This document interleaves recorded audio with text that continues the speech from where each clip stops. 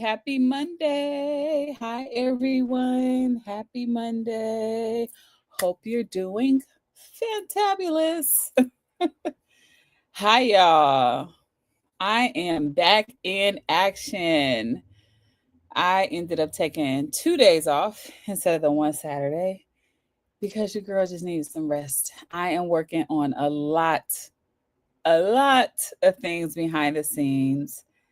And this work is so fulfilling and at the same time, very much, it's exhausting. It's the paradox of all of it. Like, it's wonderful and it makes me tired. And so I took 2 days off, but I am back to finish up my 30 days of systems that make teams work.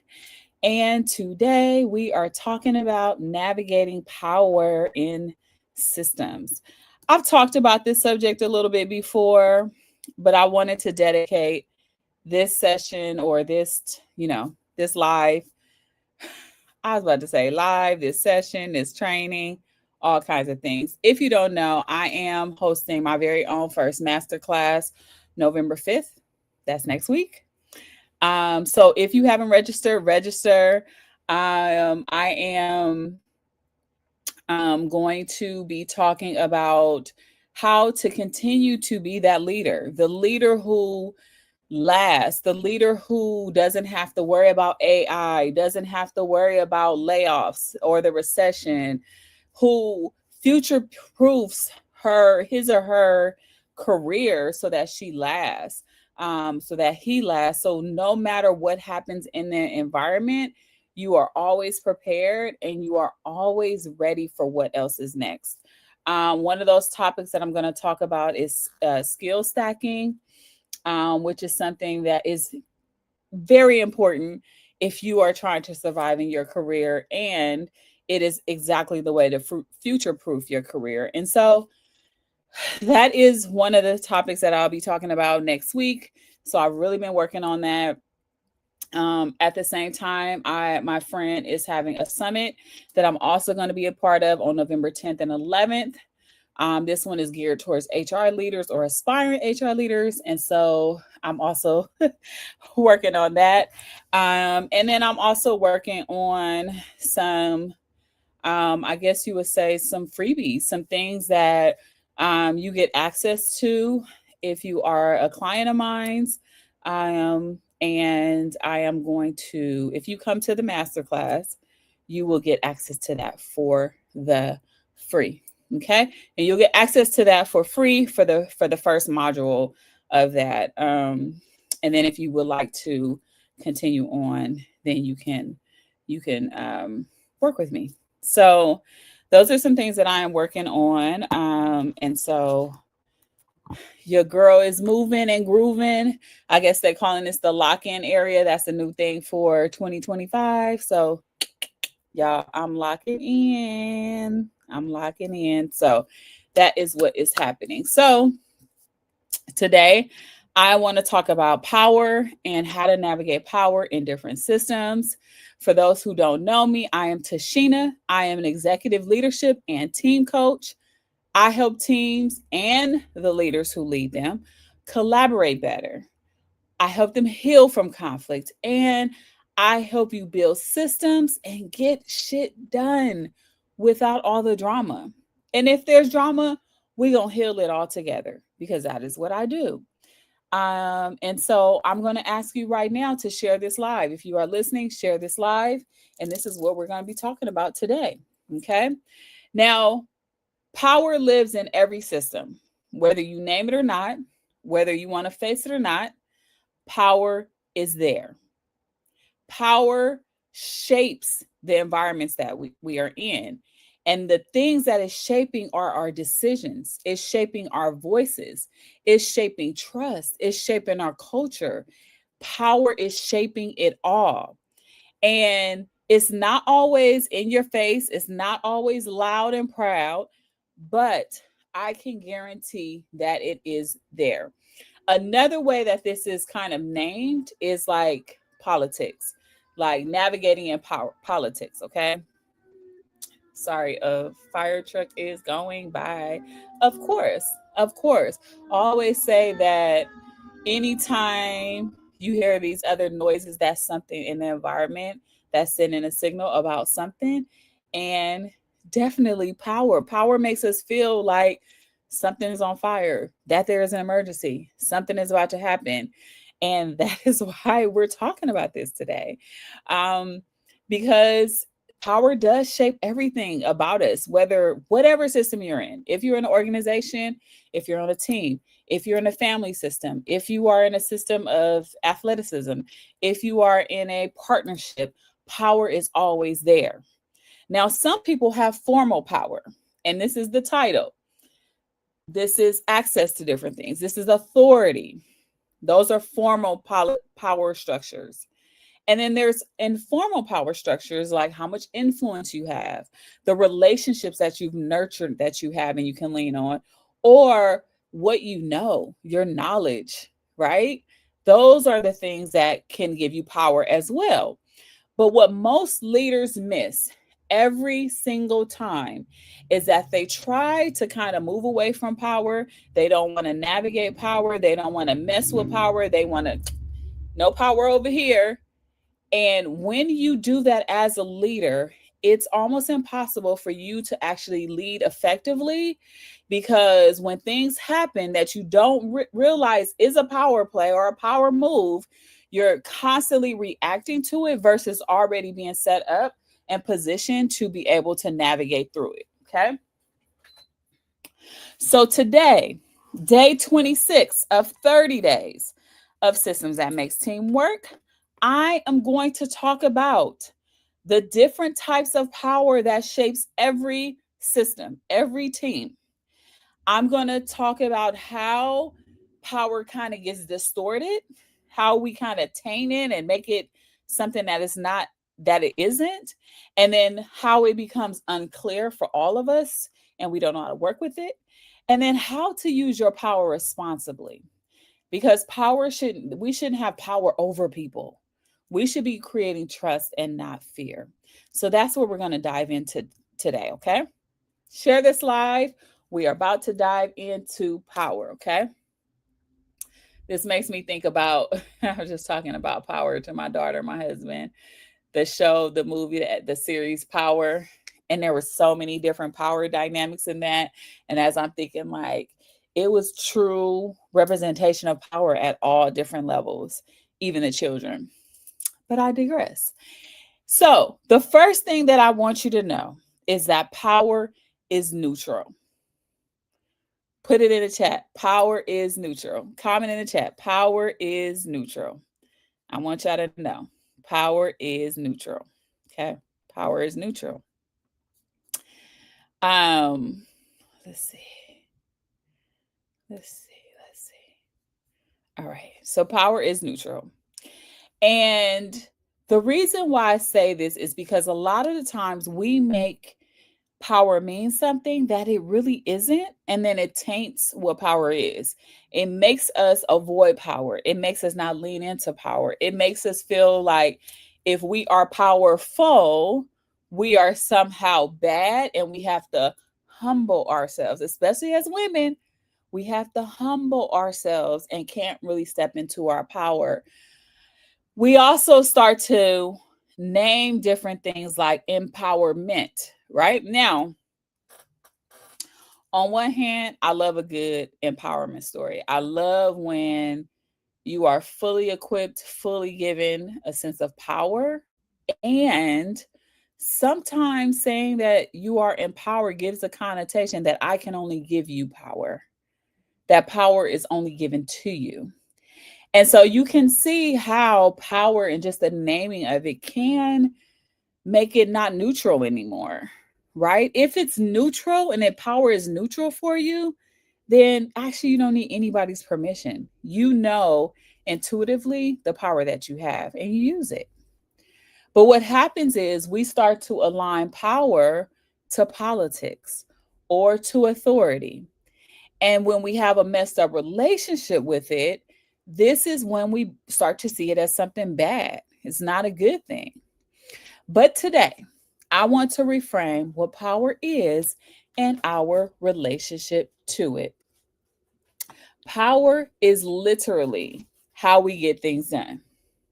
Literally. At the most basic form, power is how we get things done. So, for all my get shit done folks out there, the ones that's like, we need to GSD it immediately. We need to get it done. We need to like not move past this, like take action. This is where I need you to be engaging with power. At this point, you should be all in on power, okay? Hold on, y'all, because I'm trying to make sure that I am live on Instagram. If you are on Instagram, can y'all tell me if you could see my live? If you could see that I am live right now, let me know. Let me know. Let me know. I don't know if I'm live, but let me know.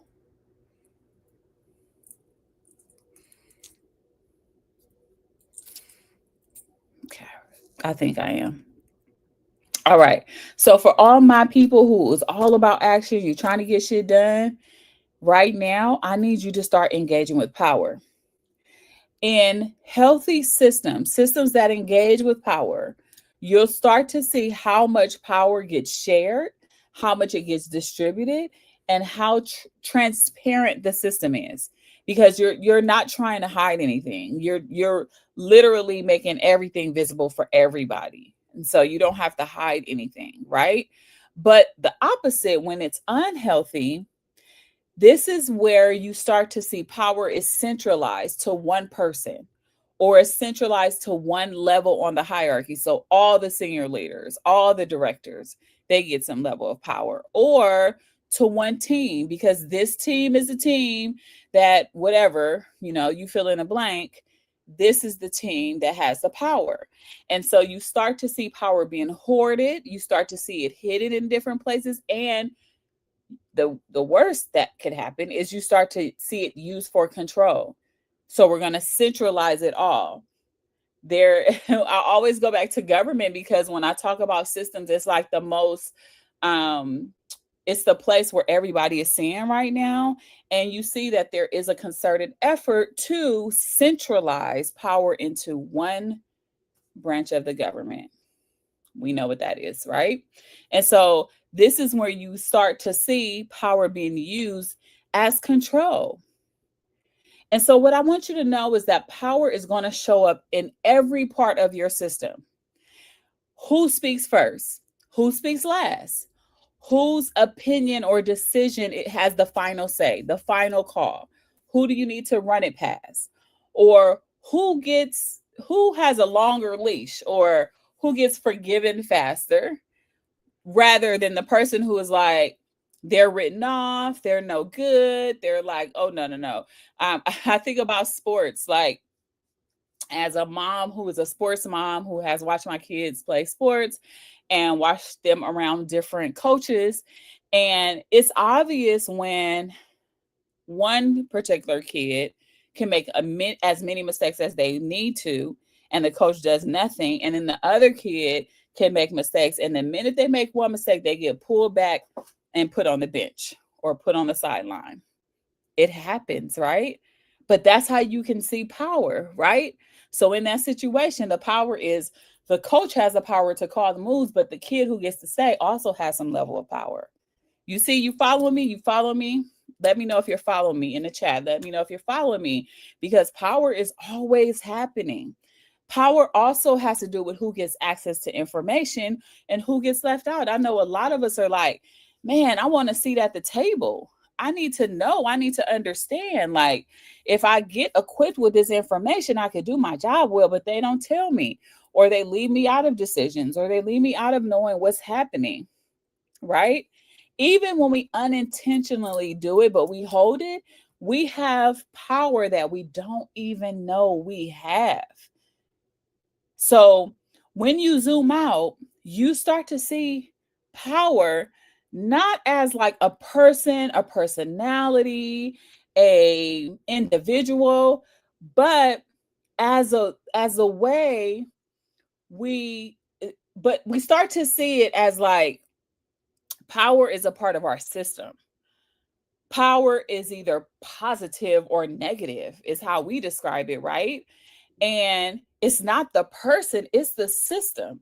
The system who reinforces whether or not somebody has access, that reinforces whether or not the only people who can make a decision has to sit at the senior level, or the system that says that we only listen to the loudest voice in a meeting and not everyone else who's quiet and maybe more introspective or maybe reflective, who doesn't speak right away. You see power all the time. It's not the person's fault. It is the system that shapes it and reinforces it. So every system has a power dynamic. And if you are in a system that has a healthy or a positive relationship with power, people know it and they work with it and they navigate through it. You might not hear it named as power. You might hear it named as politics. You may hear it as influence. You may hear it as access.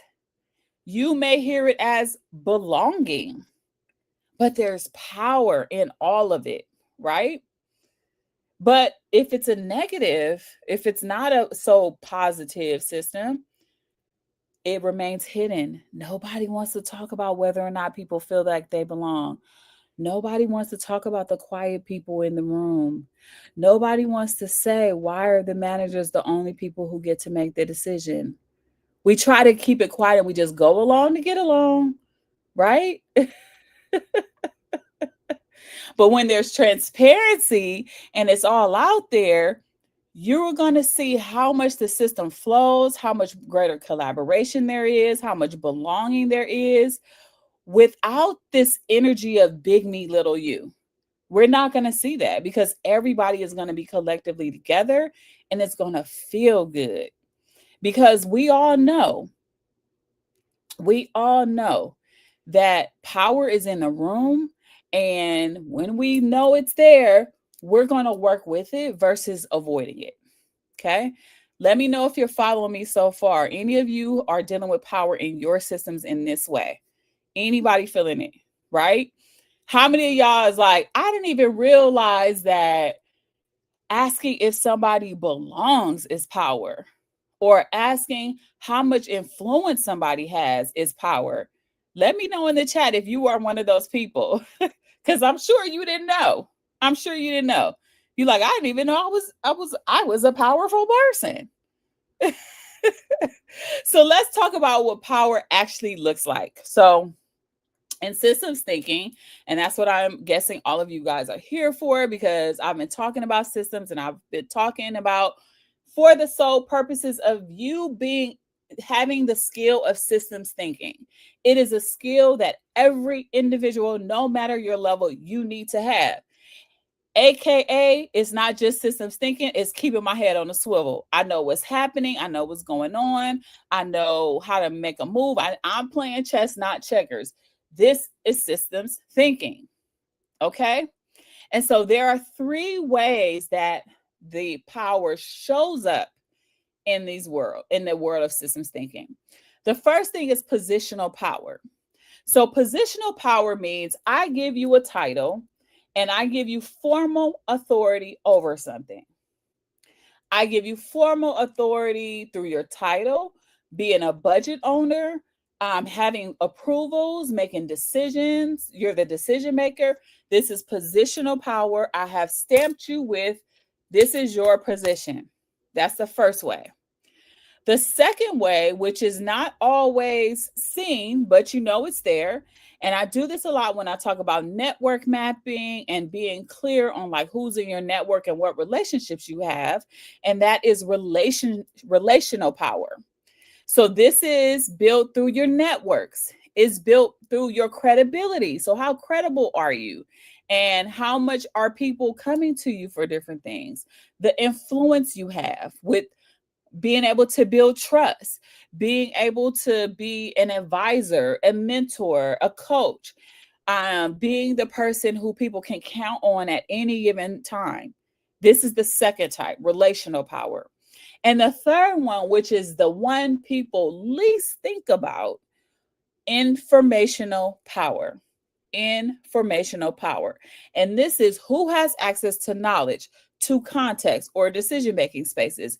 Now, I remember working in a corporate environment, and I would always, because of the way that my thinking is, I always was looking like who would know the answer to whatever it was, right? Because I knew if I could talk to the person with the answer, I had some level of advantage. Now, hindsight looking at it, I wasn't thinking, oh, that's a power play. But y'all, we are in 2025 where AI is taking over, where we're seeing layoffs, where we're seeing a recession looming, where we're seeing just so much uncertainty in our market, that having access to knowledge, to being able to say that there's some level of like power in what you know, is necessary. Now, I'm not going to say you have to go get a degree. I'm not going to say you have to go get a certification. Now, those are ways that I did it. But the other ways that you can do it is connecting yourself or putting yourself relationally in a network where you have access to tools, to resources, and to information. That is how you can work with power. Now, most organizations do over rely on positional power. They're going to over rely on it. Let's go to the manager. Let's speak to the senior manager. Let's see what they want us to do. Let me ask this question or whatever. Like, we do that, right? I was working with a client on Friday, and I think I might have shared this on Friday, where every time, not every time, I'm not going to say every time, but there were situations where one of their employees would ask them a question and they would say, let me go ask my boss, right? And there was this over reliance on the position of their boss instead of their own power, instead of their own position. And let me tell you, sometimes stepping into that place of power is hard, especially for women of color. Why? Because we've been taught that if we step into power and we speak our mind and we are direct, that we're angry or we are aggressive. And so it's hard for us to step in our power. And so we have to find other ways of power plays, right? We have to find a way to actually navigate these spaces, right? If more people understood power in its neutrality, they wouldn't put those labels on you. You wouldn't be the person that they say that to. And so that's why right now I want you to share this live, because I think this is important for people to know. Because people will over rely on positional power. They will undervalue relational power. So, undervalue the people that you know. How many of us, just be honest, how many of us have like downplayed that we know somebody, or we try to hide it like, oh, no, I don't know them. Like, it's not that, say who you know. If they were a celebrity, you'd be like, oh, I know him. I know her. Like, if it was a celebrity, right? So don't undervalue that relationship. You never know when the next person is going to be the key or the door to your next opportunity. And then we ignore informational power altogether. Like, nobody's even thinking that. They're not thinking, oh, she knows this information, so that's the person I should go to. Nope. Because if you aren't also the person with the position, forget about it. You don't know anything. I felt like that a long time in my career. Y'all, when I tell you I'm stacked, and I don't mean to boast about it, but I'm stacked with degrees and certifications. But I wasn't always the one that people sought out. Because why?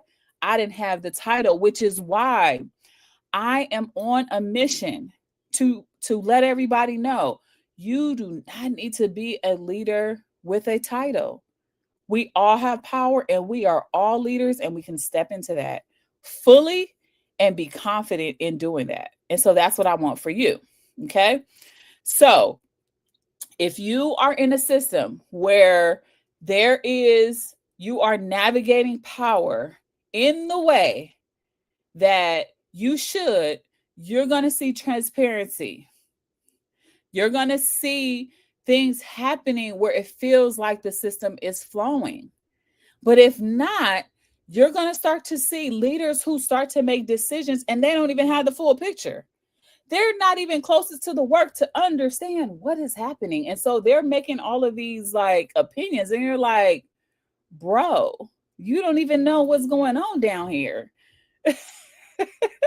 I say bro because my kids use bro all the time, all the time. Like, I'm not mom, I'm bro. Okay, yeah. But thank God for kids who keep me on top of the slang. I need that. That's wonderful. Okay. But you're going to see leaders who make decisions without the full picture. You're going to see employees who know better, who know the truth, but they don't feel safe saying it. Oh, y'all, this one right here, I can't tell you how many times, like, how many people are complicit? Are we seeing complicit to what is happening in our society right now? How many people are we seeing? We're seeing this so much, but they don't even feel safe to say something. Or we start to see teams who cannot move, who cannot make progress because power is concentrated too high up, and it takes days, sometimes weeks, sometimes months to get an answer. And no, I'm not over exaggerating when I say months. I just finished working with a team that I worked with for over 6 months who was waiting on a decision for months. Okay. Okay. So we don't want to operate in environments like this. It doesn't help any of us. It really just like limits the work that we can do, the impact that we can have as a team or as as an organization. Okay. So every organization has visible and invisible power structures. The visible one is going to be on the org chart, and the invisible one is how work actually gets done. And that's why someone with no formal title can have more real influence than a senior executive or a senior leader. And it's also why DEI work, why innovation, and why change initiatives often come to a pause or they can't move because the invisible power holders are not engaged, or they are protecting the status quo of how things are. So, two stories. One is I used to be an administrative assistant. And when I say that, even though I wasn't the highest on the org chart, I very much did have a lot of power because who came to talk to me? Everybody. What information did my boss let me in on? All of it. I knew it was going to happen. I knew the meetings that needed to be set up about a change issue or something happening or a ball dropping before the team knew. I knew it, right? But for some reason, we don't engage with our administrative assistants. Why? I don't know. I don't know why we don't. But they are the ones who hold so much power that can help us move forward. And then when we engage with DEI work, as an example, we go straight to the top and we go straight to the senior managers and straight to the leaders.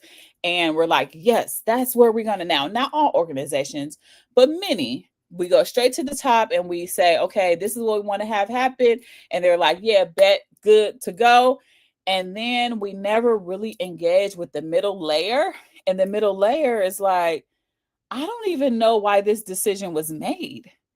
I don't even know what the benefit is. I just know I'm being told to do this. And so, yeah, I don't have time for that because I'm doing all this other stuff. And so I'm just going to say the status quo needs to stay the same because I actually don't like change. Change makes me feel uncomfortable. And so I'm not going to do it. Right? So the system is telling you who holds the real power. It's always going to tell you.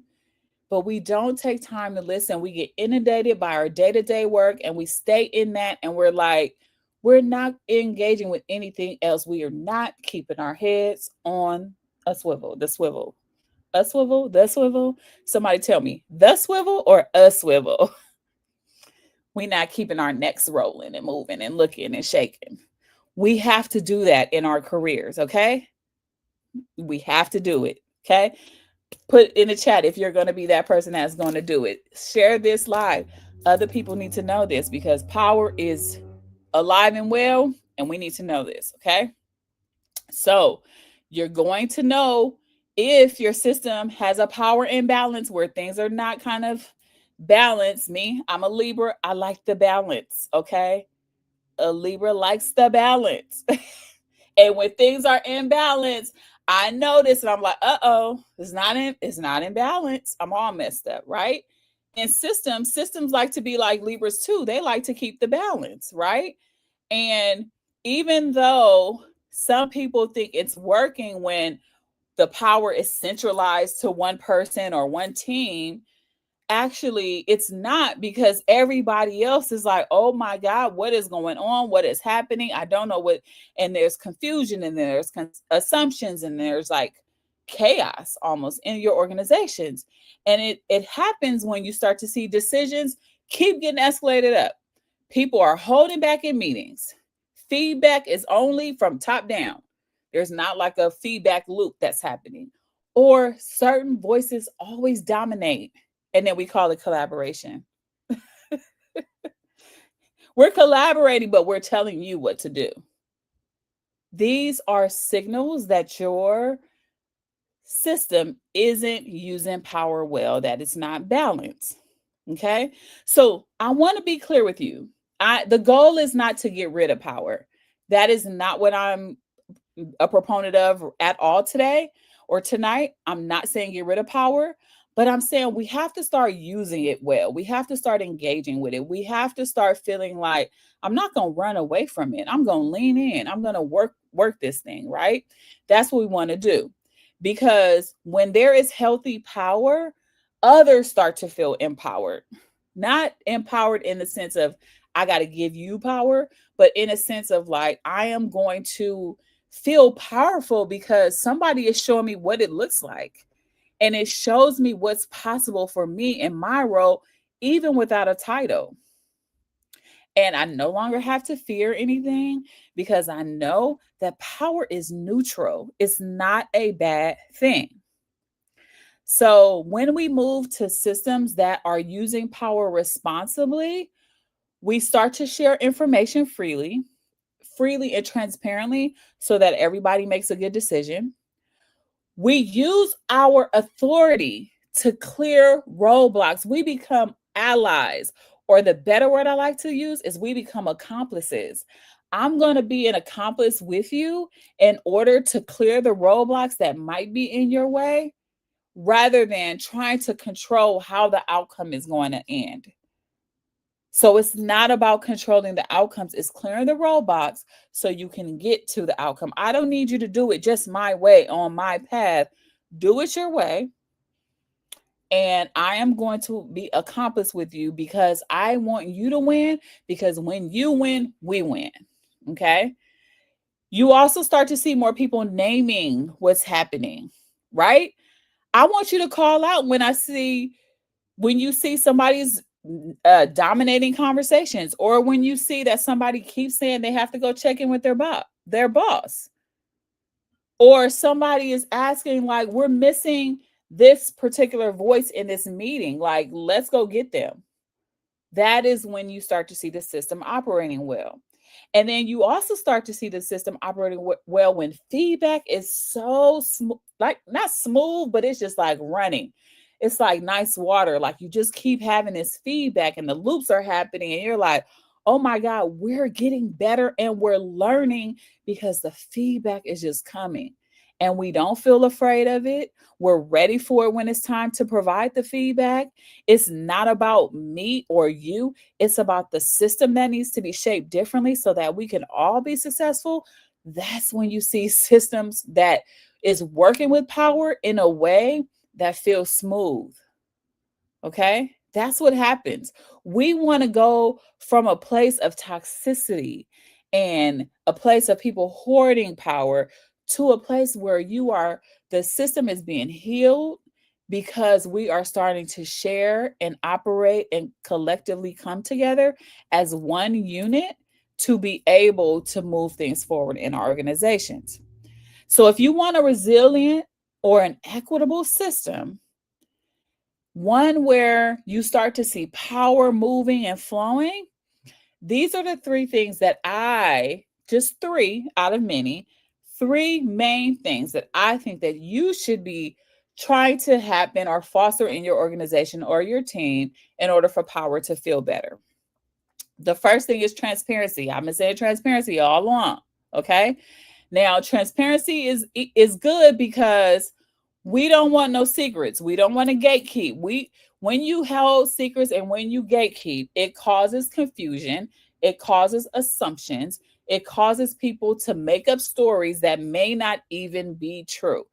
And it will literally diffuse a lot of the conflict and the tension that could come. Okay. And so when you are being transparent, let's define like who makes it, who decides what and when. How are we going to watch workflow through the system? How are we going to understand what still needs to be talked about or not? Right? You just want to be transparent. The second thing is give it to the people closest to the work. Let those decisions live with the people closest to the work, not the highest titles. Okay? So we want to do that. We also want to start to have systems where we're proposing solutions versus saying this is the solution. Let's propose things and then let's talk about it.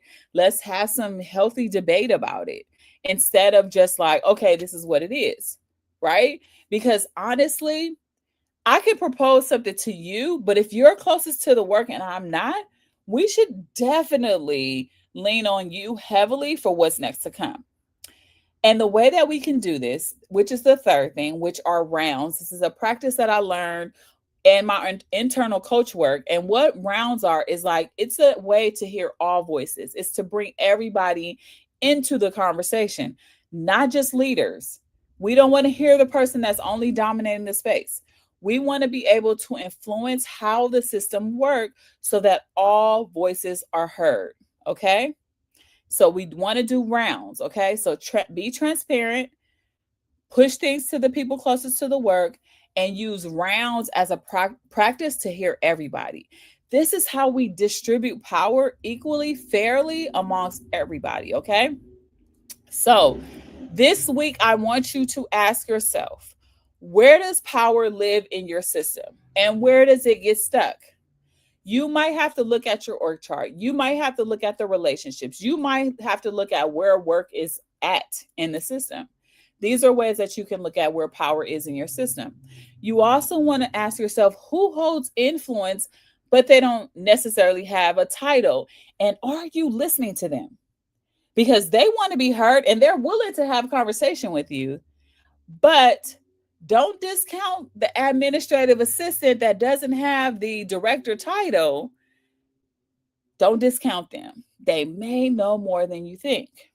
And then who has a title but no trust, right? Are they ready to lead differently? So that person may have the title, but nobody trusts them. So nobody's really trying to collaborate with them. Are they ready to lead differently? Every time you start to make power visible, you make the system more equitable. When we talk about equity, equity can't be dealt with, cannot be looked at, cannot be designed for if you refuse to look at power. They go together. Okay? All right. So power isn't the problem. I don't want you to think I'm trying to get rid of power. That's not what I'm saying. But unexamined, unaware power is. When you start to understand how power moves, you're going to stop managing people and start leading the people in the system so that everyone is successful. Okay? Every system should not just hold power, they should share it and they just should distribute it equally and equitably so that everyone actually feels like it's a place that they want to be in. Okay. So that's all I have for you tonight. Y'all, I need to go get me some Halloween costumes. Okay. Let's see what I'm gonna be this year. But anyway, Talk to y'all soon. Have a great night. Bye.